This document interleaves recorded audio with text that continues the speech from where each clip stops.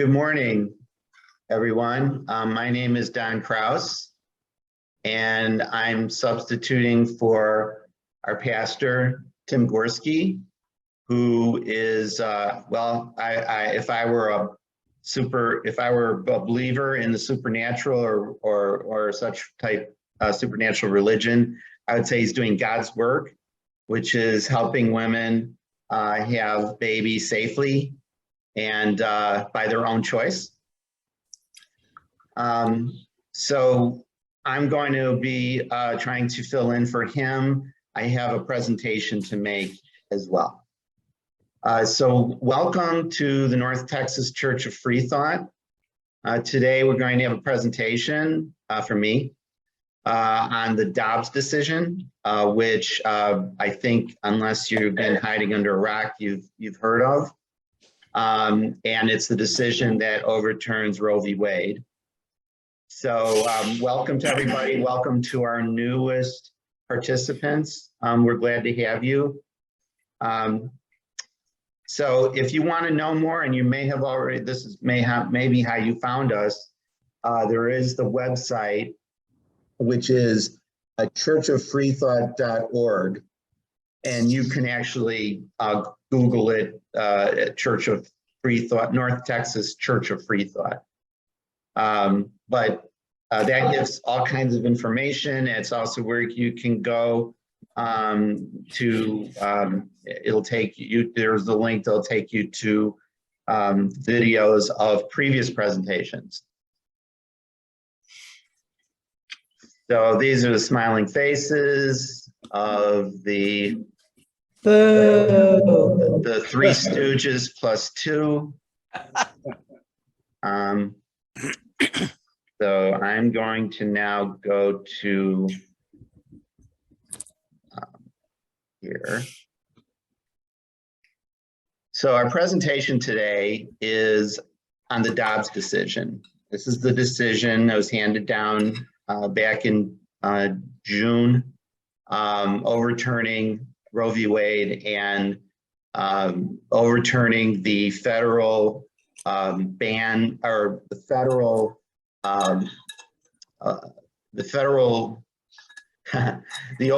overturning Roe, which prevented states from banning abortions, effectively allowing abortions in states that choose to have bans. That runs essentially 26 states and counting.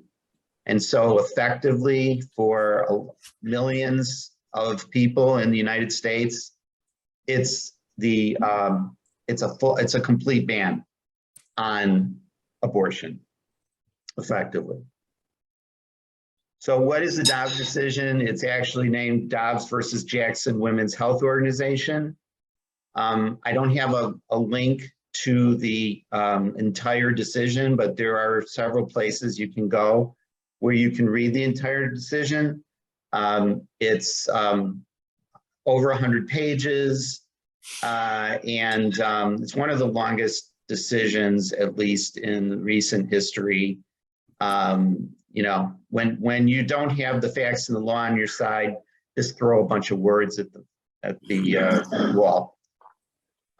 What it does is it specifically overturns two precedent-setting opinions: Roe versus Wade from 1973 and Casey versus Planned Parenthood, 1992, which reaffirmed a woman's right to have an abortion, but narrowed the justification and laid the way in some cases for this decision. It overturns, in addition to those decisions, it overturns a lot of other opinions which have come after Roe and which used Roe as a precedent. And I won't go through a list, but there's many decisions by the Supreme Court that have been made since 1973 that relate to abortion, and those are fairly moot at this point. It's important to make clear that it does not make illegal abortion, that does not make abortion illegal in all states. But as Tim will probably get into next week, for all intents and purposes, especially for people of color, marginalized populations who aren't able to basically get around the law by traveling or other means, it's an effective ban. So what it meant, and in addition to that, the argumentation within the opinion also paves the way for a federal abortion ban. And this is really important because they claim they don't. They claim a lot of things in this decision that we know now is basically bullshit. So I first want to mention that I think you can get the idea of where I come down on this decision. I don't like it. I think it's going to go down in history with some of the other court decisions over the last 200 years as one of the worst decisions that the court has ever made. So I wouldn't call that I guess it's a bias, but at the same time, I would like to think that I arrived at that in a fairly reasoned manner. So here's a fun fact. The majority opinion to overturn Roe and Casey was not was 5-3 and not 6-3. And that's because Chief Justice Roberts concurred to allow the Mississippi law to go forward, which the Mississippi law stated that it moved the point of viability, or it moved the point at which the state can intervene from the point of viability, which was 6 months through 2 trimesters. It moved it back to 15 weeks, which was pretty onerous. But at the same time, it didn't in itself request a overturn of Roe v. Wade. So Roberts agreed that the viability standard that was set in Roe was not well, it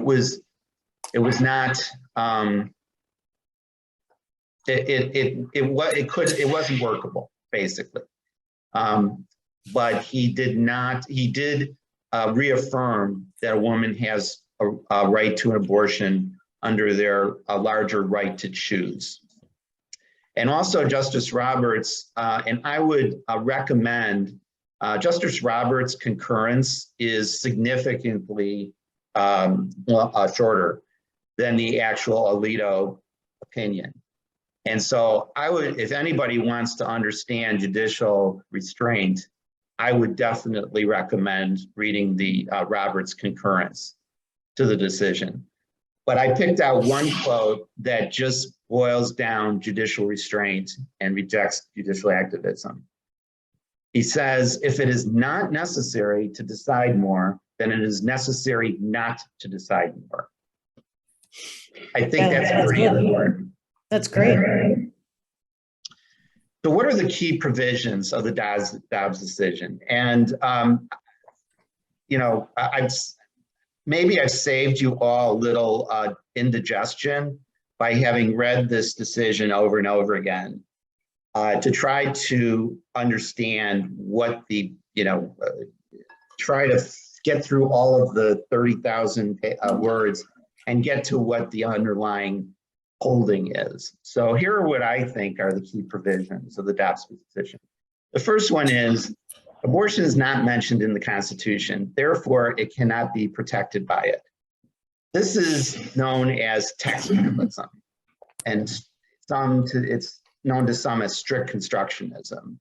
And it basically references the 10th Amendment. The 10th Amendment being, and I'm paraphrasing this, that any power which hasn't been specifically granted to the federal government and isn't specifically prohibited to the states is should be go to the states and to the people, or to the people. So that's the basis for saying that if it's not in the Constitution, then it's really out of the purview of the federal government. The second provision is that there is no right to privacy in the text or meaning of the Constitution. The third is balancing competing interests. In this case, the trimester system is a political legislative function, not a judicial one. And so by doing that, the court overreached and usurped the legislative power. The fourth key provision is that the liberty protected by the Constitution does not include bodily autonomy. The fifth provision is that court precedent must be ignored in this case, even though court precedent is really the basis of the institution of court. But it's not a straitjacket, and everybody agrees that. But in this case, there has to be a damn good reason. And in this case, Alito gives two reasons. One is, or he gives more, but these seem to be the most clear. Roe is egregiously wrong and deeply damaging, one, and B, the reliance people place on Roe is so indirect as to be irrelevant. And the sixth key provision is what I call Alito's legalistic sleight of hand, which is he takes what Roe states, and which is a state's interest in protecting, quote, potential life, unquote, and he conflates that with what the Mississippi bill calls, quote, unborn human being, unquote. And we'll talk about what the difference between those are. This isn't the only legalistic sleight of hand Alito does. He basically takes Roe and Casey and quotes extensively from it, and then he he overturns them. He makes them void. So he uses them to overturn them. So that's kind of legalistic jujitsu. So let's address each point. Number one is abortion is not in the Constitution. Now, this is a bizarre and twisted reading of the idea of textualism. And you have to go back to the purpose of the Constitution, the principle. You know, you can get into the weeds of the words, et cetera, but there is a basic underlying purpose of the Constitution. And that purpose is to restrain government. It is not to restrain the individual. That's really important because the Dobbs decision takes the position that rights have to be in the Constitution in order for a person to be able to count on them. And that's just the opposite. So yes, so the way to look at this, if you really were a textualist, which if we were looking at lots of other parts of the law, might be kind of ridiculous. But let's, if we kind of take you know, just this case and just this issue and read it as a textualist, this is the way I would read it. That if the word abortion doesn't appear in the Constitution, the government has no authority to regulate abortion. Now, that might make you think, well, that's kind of the same thing, that means that the federal government has no business regulating abortion. But it really is a huge difference that you're talking about government right. I'm sorry, governments don't have rights. Governments have authority. People have rights. That's really important. The next point is that privacy is not in the Constitution. Well, let's see, if we look at the Constitution, and I have over and over and over again, I find a bunch of places within the Constitution which it protects individual privacy. I'm not going to go through all of these. You can kind of see what they are. Now, Roe did not argue that all of these prove that there's a concept of privacy in the in the Constitution. I added some that I thought were important, and the one that's kind of the outlier in all of this is the last one, involuntary servitude.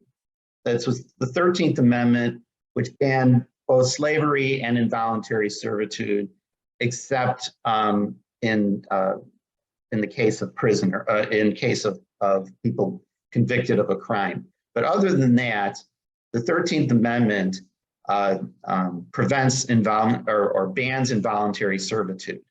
And nothing can be more involuntary and servitude than forcing a woman or a young girl to go through birth and risk their lives against their will. Balancing competing interests. Alito, the Dobbs is saying, the viability standard and the kind of the way that the court was prescribing a particular outcome is not a judicial function. It's a legislative function. So it's definitely a legislative function, but the question is whether the judiciary has any authority to create formulas in order to balance interests. And the fact is that judges balance interests all the time. Just think of some of the things that a court does. They issue injunctions. Injunctions aren't just stop doing this. Sometimes they are, but sometimes they're not. Sometimes they have to be explained, and that could run into pages, and that could be fairly involved in order to do it. And it could look like a law. Restraining orders, same thing. Consent decrees that can run into thousands of pages are a judicial activity. Property rights, takings. A judge has to decide exactly how that's supposed to be done. And so they have to balance different property rights. And that can look like a bill. Arrest warrants, same thing. There's not just, there's various arguments that have to be weighed, and then the judge decides. And there can be a lot of discrimination in that in terms of how and when and how, where, et cetera. So that could be considered sort of prescriptive as a law might be. So they do this all the time. So I'm gonna interrupt here on going through the piece by piece and just talk about the trimester viability standard, because it's really important here. The Supreme Court decision and Alito's decision basically says the viability standard is wrong. It was wrong when it was passed. It was not a judicial function, and therefore it's not valid. What he does further is he says there's no way to separate the viability standard from the central holding, which is that a woman has a right to an abortion. And so he throws out the whole decision and the Casey decision and any other decision that's based on those two. So a couple of things about the viability standard. I'm not a fan, but the fact of the matter is, in the Roe decision, and Alito, criticizes them up and down that they were, getting into all the science and all these, things that judges don't know anything about, in order to come to a decision that they had decided before they even started writing. And the fact of the matter is that judges use expert testimony all the time to support their decision. Almost every decision has some references the things outside of the written law or outside of the common law in order to understand what the nature of the case is. So, you know, judges are not computers. You don't put in a bunch of inputs and you get an output that is, you know, sort of preordained or whatever. They're human beings, and they're supposed to be human beings. They're supposed to use their judgment. And in order to do that, they can be informed by things other than what is actually written in the law. So what did Roe find? Roe found that states had an increasing interest in protecting what they called potential life once a fetus could live outside the womb. Now, I want to stop here for a second, and we'll go into this in more detail, but the term womb, Roe uses it very extensively. This was 1973.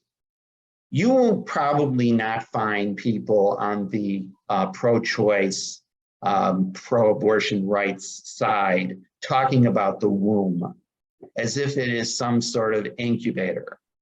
They talk about the woman's body.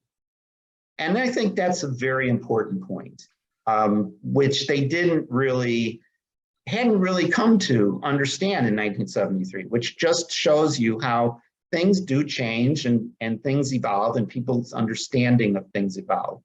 And so that's an important point. And that's one of the reasons why the viability standard is really not workable.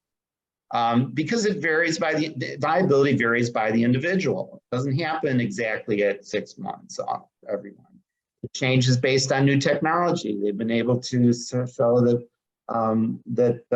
fetuses can become babies earlier than they used to, safely, and live good lives. It doesn't make any allowance for quality of life. And it also focuses on life versus personhood. And we'll talk about that more later. What was Roe trying to do in creating the viability standard? They're trying to do two things. They're trying to make a bright line for everybody to understand that they were not talking about infanticide. They were not talking about eugenics or killing babies or killing any person. They were not talking about suicide as a crime or not a crime. They weren't talking about any of those things. And so they really wanted to make sure there was a bright line there. And they used the viability standard. Although it was arbitrary, they felt that that was the best they could do. And the second thing that they were trying to avoid is chaos. And because if they did not create a viability standard, but they said, well, a fetus is a person at the point of viability, they would have had to determine viability on a case-by-case basis. And there would be a lawsuit on every case. So they needed to come up with something, and they came up with this standard. So going back to the points, one of the points was that liberty does not include bodily autonomy. Now, this is a little bit of an eye chart, and I do apologize.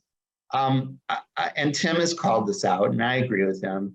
If I was presenting this in person up on the screen, this would be way too much. If you want to see what this is later, you can look at the video and stop the video, or I'd be happy to send this to you. But these are really important because Alito makes a strong point that liberty, we really don't know what liberty is.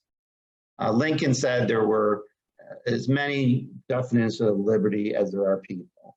You know, he's quoting all sorts of things, you know, saying that, well, you know, everybody has a different idea what liberty is. Well, the court can't really decide.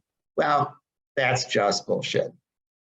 Here are three, and these are, in doing all of this research, I stayed away from minority dissents because I wanted to really show that these are the findings, not just of the person who wrote it, these are the findings of the court. And in these three cases, and there are many more, I'm a layman, these are the ones I could find that apparently Samuel Alito just couldn't figure out. The one of them is Fetal v. Connecticut. It was written by Justice Benjamin Cardozo in 1937. And I'm going to read this to you.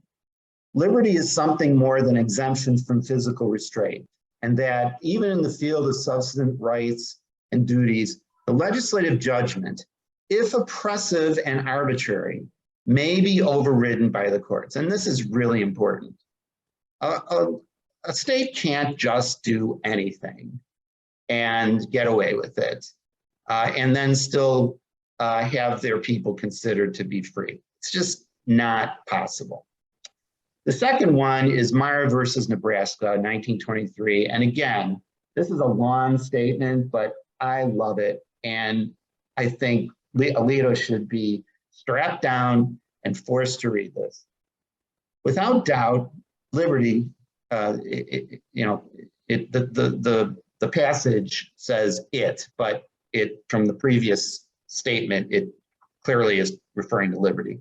Without doubt, liberty denotes not merely the freedom from bodily restraint, but also the right of the individual to contract, to engage in any of the common occupations of life, to acquire useful knowledge, to marry, establish a home and bring up children, to worship God according to the dictates of his own conscience, and generally to enjoy those privileges long recognized at common law as essential to the orderly pursuit of happiness by free men. I don't know how much clearer it could be. It's beautiful. And the third one is Griswold versus Connecticut, which is a very famous and very groundbreaking decision. It's one of the reasons why my email address says Don Democracy 1965, because it celebrates both this opinion and the Voting Rights Act. And this was written by Justice William O. Douglas. He was quoting a very old dissent from Justice Brandeis. And what he said was, liberty is at the core the right to be let alone, the most comprehensive of rights and the right most valued by civilized men. It could not be clearer.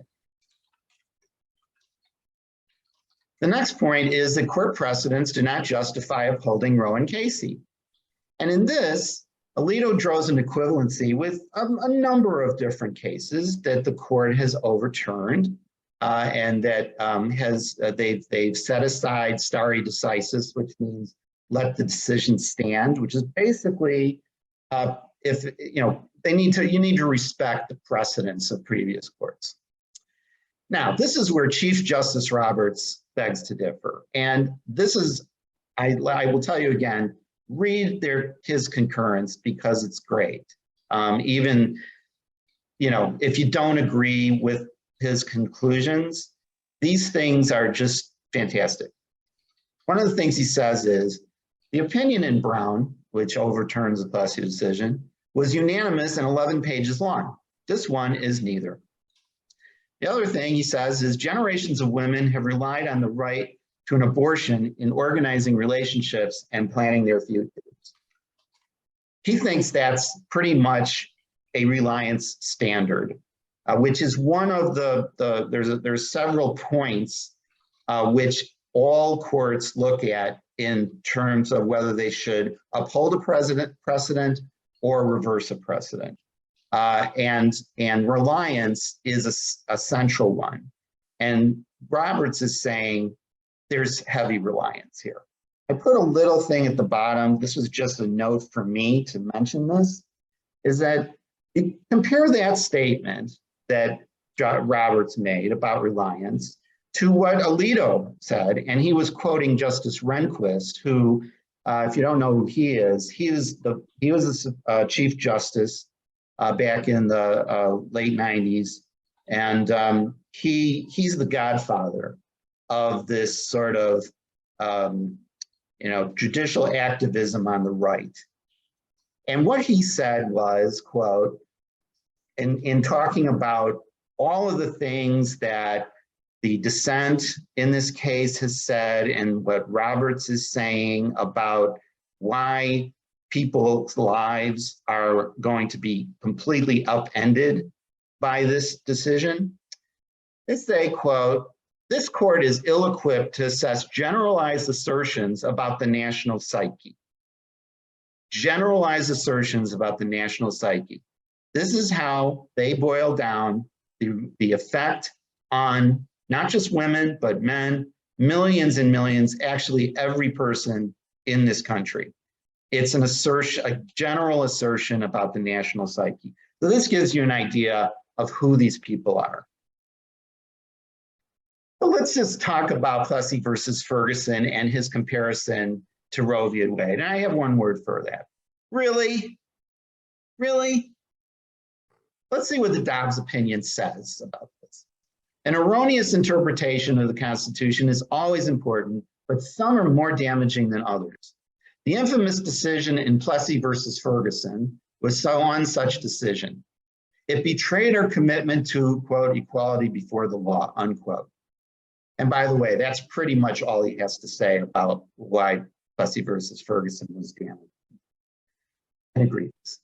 And then he goes on and says it was egregiously wrong, Plessy was, on the day it was decided. Again, this was an opinion which was 9-0, and it was a total of 11 pages. Now, Roe is just like that, according to Alito. It was egregiously wrong and deeply damaging. Of course, that was not a unanimous opinion. It was a 5-3 decision, split decision, and it took Alito 108 pages to explain it. Now, this is the part where I spent many, many hours pouring through his decision, trying desperately to find what the damage was in Roe. Who was damaged? What were the damages? And I finally came up with a few that I think he was trying in his,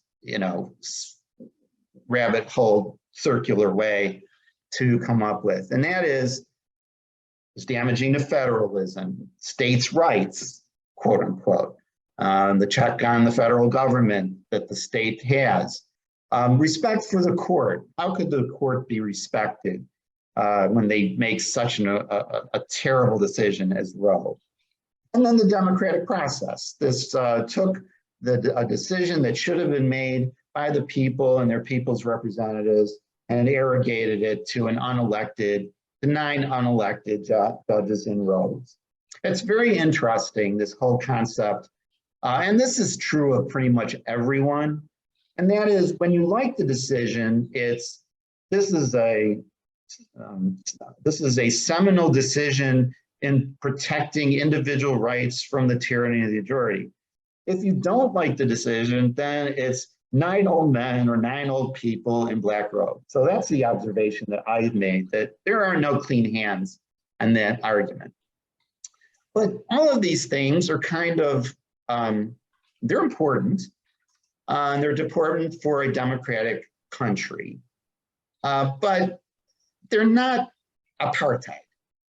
They're not, as Plessy did, reversing civil rights legislation that was passed after the Civil War, which had a tremendous tangible effect on the well-being of millions of Black people.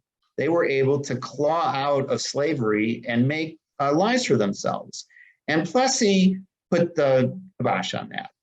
And these people were then sent back into what was effectively slavery, separate bathrooms, separate washrooms, degradation,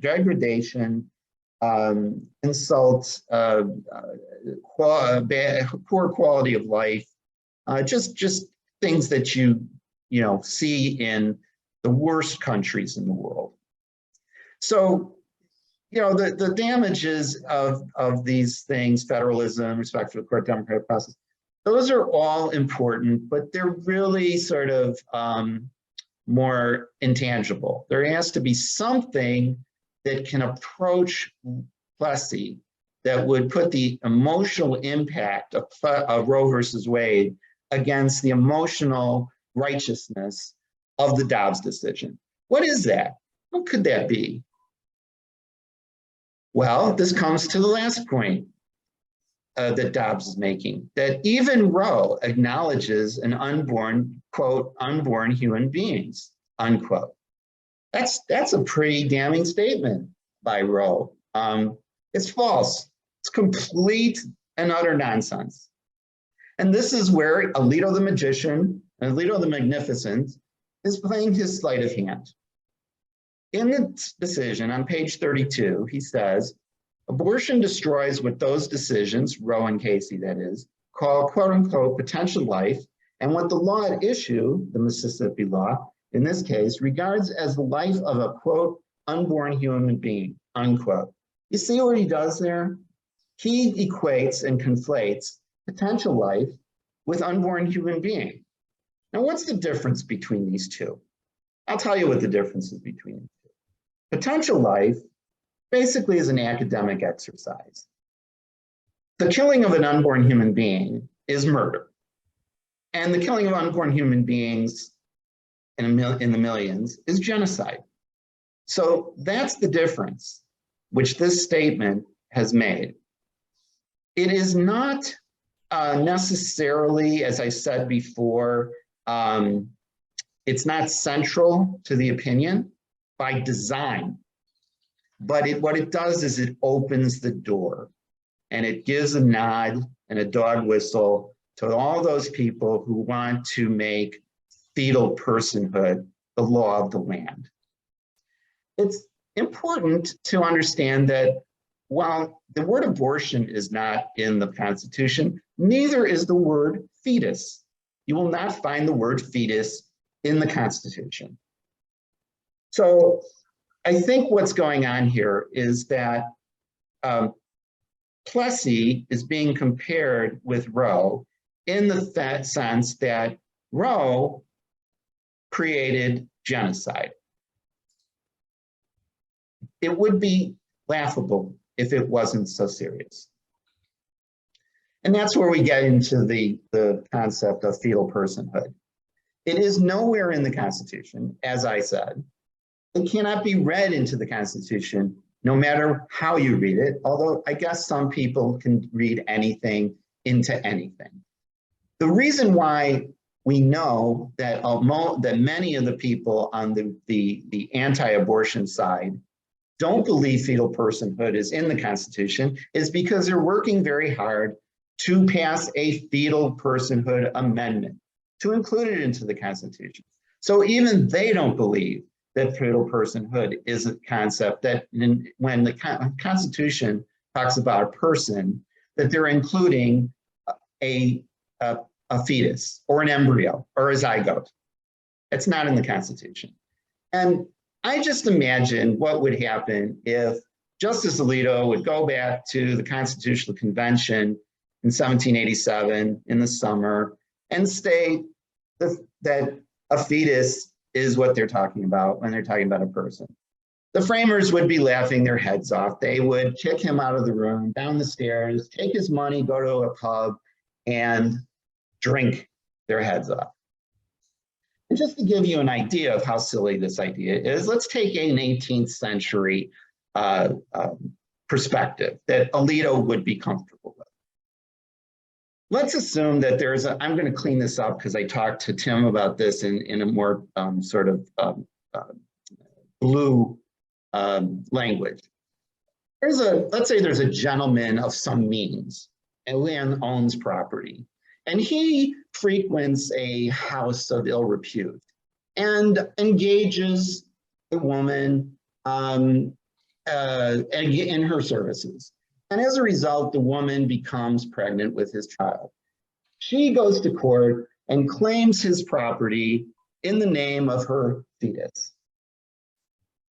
This would not be taken very seriously. So again, the framers would have laughed their heads off.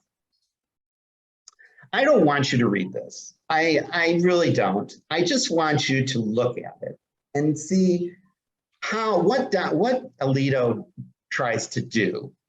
He's got a page 51, and in this page, he has a section where he's essentially trying to say, well, some people say this about personhood, some people say that. Everybody, nobody really knows. I mean, who are we to really decide this? Okay.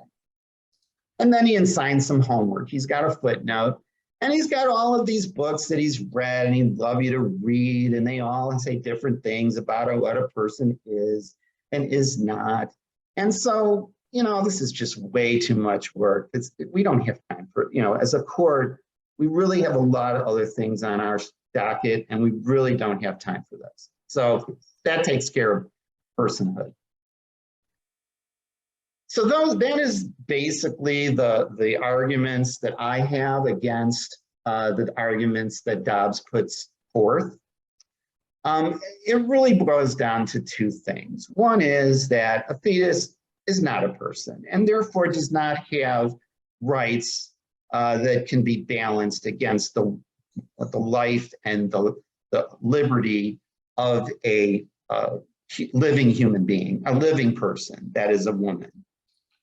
I also want to talk about the second piece. So fetal personhood is probably a very key piece of this. The other piece is called substantive due process. And this is something that the Robert Bork, Rehnquist and Joe Scalia, and you probably know these guys. And their argument is that the due process clause in the 14th Amendment and probably in the 5th Amendment are not related to, they are basically process.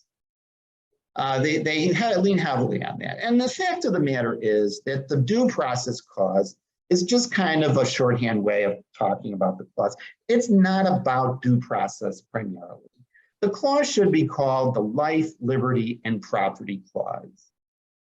And that says that, and I think I may have that on the next slide, but basically, again, this applies to not just the 14th Amendment, which prevents the states from denying due process, but also the 5th Amendment,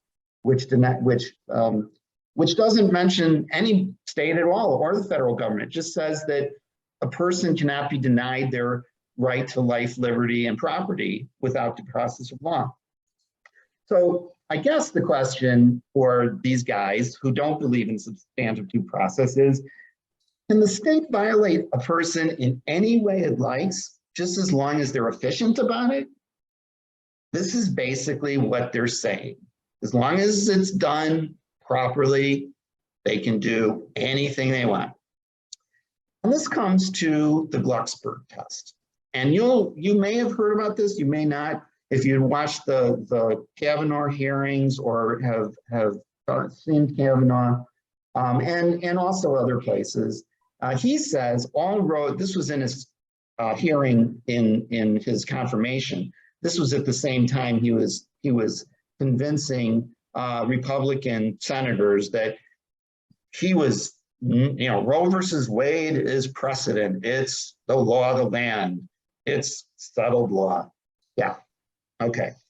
The Glucksberg test basically throws textualism out the window. It just denies textualism, in my view. And then the other thing, it relies on what is about 700 years of Anglo-American tradition. Just imagine what is in those 700 years of Anglo-American tradition. It's frightening to even consider.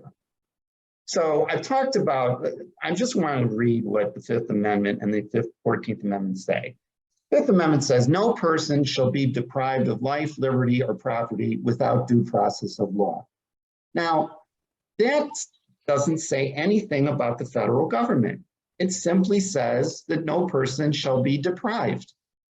And that I would read as by anybody. Even a private individual or private company shouldn't be able to deprive a person of their life, their liberty, or their property. The 14th Amendment, even though the 5th Amendment, I believe, should cover this, since we fought a civil war over this, the people who won, the Union side, passed the 14th Amendment, and they forced the states in the South to pass the 14th Amendment as a condition of coming back. And what it says is, nor shall any state deprive any person of life, liberty, or property without due process of law.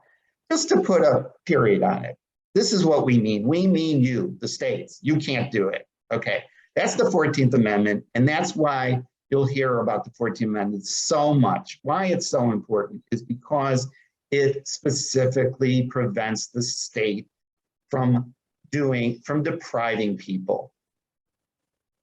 Now, what does Dobbs versus Jackson say about this on page 12?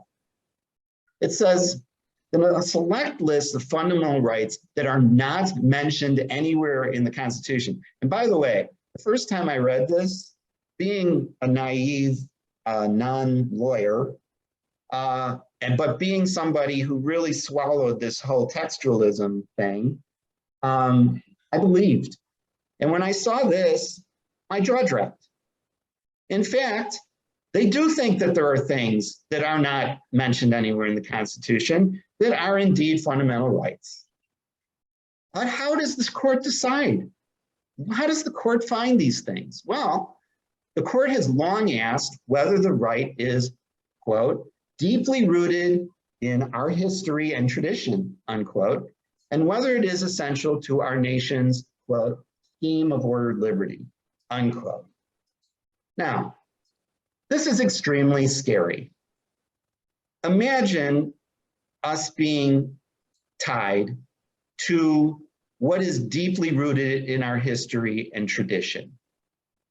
And just imagine that, and it just must frighten people out of their wits. Now, there is a part of the Alito's opinion where he says, this only applies to abortion. You people are trying to scare you when they talk about other things like gay marriage and contraception and what two consenting individuals can do with each other and all these other things. This does not touch that at all. So all these people are trying to scare people, get over it, don't do it. And the fact of the matter is that they're just being disingenuous. And Kavanaugh does the same thing. But Justice Clarence Thomas, being who Justice Clarence Thomas is extremely honest about this. You've got to give him that. And he says, considerable historical evidence indicates that, quote, due process of law, quote, merely required executive and judicial actors to comply with legislative enactments and the common law when depriving a person of life, liberty, or property. Yes, Clarence Thomas does indeed believe that the state can do anything they want to an individual as long as they're efficient about it. He does believe that. That's what the argument is over substantive due process. And it should make everybody completely angered and ready to fight.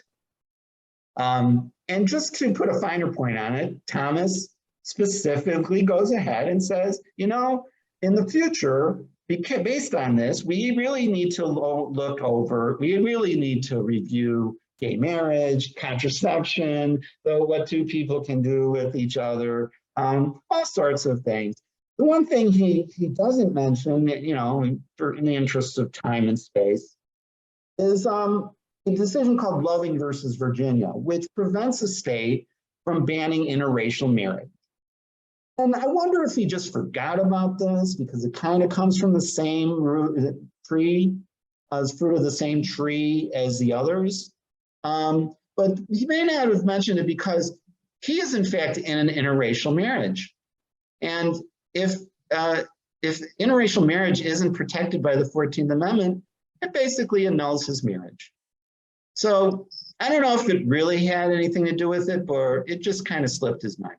Anyway, what is the considerable historical evidence that Thomas provides? He provides citations to himself. over and over and over. Lots of citations of stuff he's written. He's very proud of it. It boggles the mind. And again, it would be comical if it wasn't so very dangerous. And that's where I will stop. And what I want to do is, I think obviously this brings up a lot of questions, and a lot of people want to weigh in on this, and I really appreciate your attention to it. I think it's, what time is it? Is it noon or is it afternoon? What time is it? Oh, it's 11 o'clock. 11. All right, I want an hour. So let me just finish up to talk about Are you going to continue recording? Yeah. Sorry, everybody. John, I think that you should keep recording, and can I get you to address the following, and that is that the Constitution was only the document that governed what was going on in terms of creating the Federation of the states. The states at that time of the Constitution, some of them even had state churches. So, you know, they were doing all kinds of things, the states were, that they certainly did not want the federal government to get involved with, or doing on a national scale what they were doing on a state scale, because the different states were doing different things. And this goes to, and I forget whether Alito's opinion refers to, you know, the laboratories of democracy of the different states doing different things. So Tim, I'm sorry. Tim, I'm sorry. Can I just interrupt you for a second? First of all, we have some new people, and I wanted to introduce you. This is Tim Gorski. He's our pastor. And I'm glad that you were able to, I hope everything went okay at the hospital, and maybe there's a new baby or whatever, but we're glad that you were able to get here. I wanted to turn this over to you before we have a discussion or question and answer, so that you can, talk about the last few things in our presentations usually. If you would do that. I put the slides on the screen here. So could you kind of wrap us up? Well, talking about the church? Yeah. Well, so do you see it? Are you able to see it when I'm showing? Yeah, I do see that, and okay. It looks like there are some of the slides that I had sent you, which are basically skeletal in form, and yes. But these are kind of the standard ones that you go through at the end. I'm actually in the process of creating another file of a lot of slides that I use for introductory purposes, because there's lots of different ways to introduce the church and what we're all about. But I guess for this morning, let me just say that taking a step back, our aim is really to kind of reboot, reimagine religion. When you watch one of these Hollywood movies and they take an old show, whatever it may be, and they reimagine it, and it's, you know, there are some elements from previous, but then a lot of things that are totally new. That's kind of what we're doing with religion, and what we say with religion is about not faith but doubt, not believing but thinking, and also focusing on subjective, personal, private, the kinds of things that go on in your own head that really are not amenable to scientific analysis. Sure, the scientists can do MRIs and functional MRIs and tell what's going on chemically in your brain, but as far as what you're actually experiencing, that's outside the realm of science. And so that's a legitimate realm of religion. And, you know, the problem is that all the traditional religions, they want to have this parallel track, some pseudoscience. Well, the world really began this other way, and God created it in 6 days or whatever. Or there's a realm of the supernatural that really does exist outside of us all. And we're saying, no, if there's anything supernatural, if there's anything metaphysical, it's actually in your own head, it's in your imagination. And we should stop being, nobody should be ashamed of that. Look at all the money that Disney and these other companies are making. We immerse ourselves in imaginary fantasy fiction all the time, and this is part of what makes life valuable. So our religion is one of reason, making sense of things, obviously with science, but also in your own internal experiences, to enjoy those internal experiences. That's part of what pursuing happiness is, and looking at the kinds of conditions you need to set up in order to enjoy life.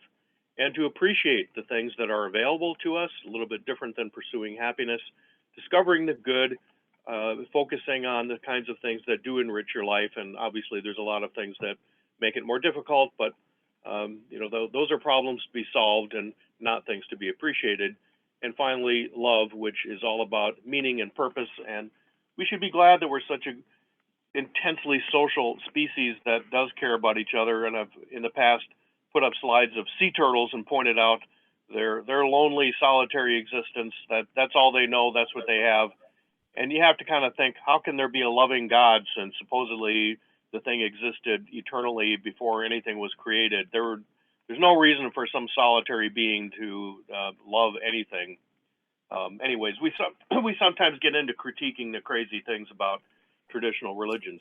So we have a lot of stuff on our church website. You see the URL there, and you can also sign up at the bottom of any page to get our weekly e-newsletter, which will let you know what we're doing that Sunday, because every Sunday something's going on. We also have game night on Friday night over in Dallas. Look at our Facebook page. We sometimes post things on Twitter, not very often. And to finally remember that we very much depend on your support. If you are in our camp, if you agree with the kinds of things we're doing, please help us accomplish that. We do have a special deal on tithing. You can tithe only 8% instead of 10%. So what other churches will let you do that? He's joking, of course. He forgets to point that out. He forgets to point that out each time. That's a joke. Definitely. Some people don't have a tuned sarcasm meter. I'm always the straight man when it comes to comedy. So, but this is an important way that you can support your values, because the more resources we have, the more we can do. And if you have an idea for what we can do, and especially if you can put your shoulder to the wheel and help us accomplish it, please. We can always do together what nobody can do on their own. And we would like to have you join us in promoting facts and reason and celebrating doubt and dispelling all the wrong ideas that people have about religion. It goes beyond God, way, way beyond God and the supernatural. Even just the tremendous emphasis on believing in stuff is wrong. We should celebrate doubt, and it's even working scientists. They don't sit around talking about Ohm's law and the things that are already settled. They apply those things and calculating things, but they're more interested in the things that we don't know and how to get at figuring out how to know more. So this is how you demonstrate your commitment, be the future you want to see. And I always thank everybody and say good morning. And this we go to question and answer discussion, but I do want to, on the recording, have Don talk a little bit about what I was bringing up. And this cool Latin, a lot of colleges have their Latin mottos, and you see it over there. Come on, let's get that up there. Melius facet, which means do better. And if we have a motto that's just very, very simple, that's definitely a do better. Of course, the details as to what is doing and what is better, that's something we talk about. So Don, before we stop recording and go to just a discussion where nobody wants to kind of be on the record forever out on YouTube, would you address, as I began saying, this business of how the Constitution was supposed to be a document laying down the terms for the association of the states? It followed the Articles of Confederation, obviously. And it wasn't until the 14th Amendment that some of the requirements of the Constitution were applied to the states in order to prevent the recently freed enslaved people from continuing to be oppressed. It didn't work out all that well for a while. It took that a long time to happen. I believe I read somewhere even that the last slave was probably released not at the end of the Civil War, but sometime in the 20th century, because Congress never actually passed a law saying what penalties there were for slavery, and there was a lot of stuff that was done as well, arresting people on pretexts that were ridiculous and then selling them into convict labor in factories and so forth. So we have a lot of things to clean up in our history and that are deeply rooted in our nation's history and tradition that are not something we want to continue. But what do you think about that, Don? I mean, does the 14th Amendment just completely erase the distinction between the federal government and the states? What can the states still do that the federal government cannot? Well, Tim, many things.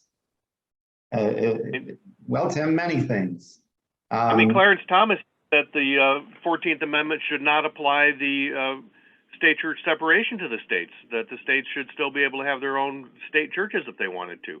Yes. Also, when it comes to the 14th Amendment, there's another clause they never talk about. They talk about due process and all. They never talk about the privileges and immunities clause. I know that's a lot, but have at it. I think you said it very well. I did touch on, I think, those things that you talked about. Well, I forgot, what was the last thing that you said? I can't remember, but. Well, the privileges and immunities clause. Oh, right, the privileges and immunities clause, yes. I did skip that. I think a lot of people think that that's kind of a dead letter at this point. I disagree. I think it applies very much in the area of voting rights, probably not in the area of liberty, but certainly to voting rights, I think it applies very well. But I'm glad you brought that up. Thank you. So with that, I think we're going to end this session in terms of the recording. And now we're ready for questions and answers. And I want to say bye-bye. Thanks, Don. Do I have to stop recording? Yeah, okay.